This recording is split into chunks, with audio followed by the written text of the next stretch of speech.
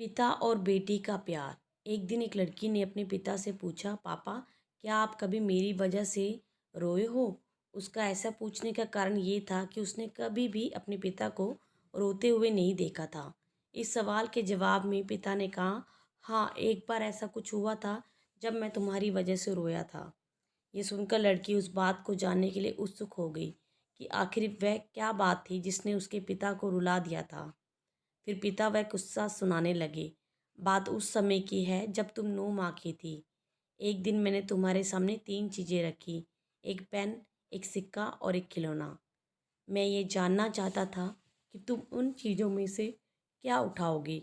उनमें पेन बुद्धिमत्ता का प्रतीक था, सिक्का धन और खिलौना मनोरंजन का प्रतीक था।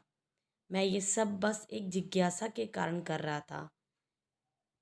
मेरे लिए ये जानना बहुत रोचक था कि मेरी बेटी के लिए आगे चल जाकर क्या सबसे अधिक मायने रखेगा।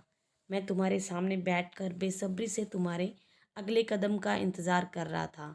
मैंने देखा कि कुछ देर बैठकर तुम इन उन चीज़ों को देखती रही, फिर घुटने के बल पर चलते हुए उनकी ओर बढ़ी।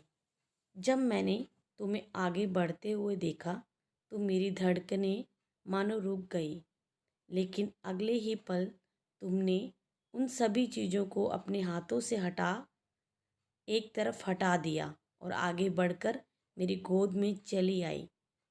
बस यही वो पल था जब मेरा दिल भर आया था और तुम्हारी वजह से मैं रो पड़ा था।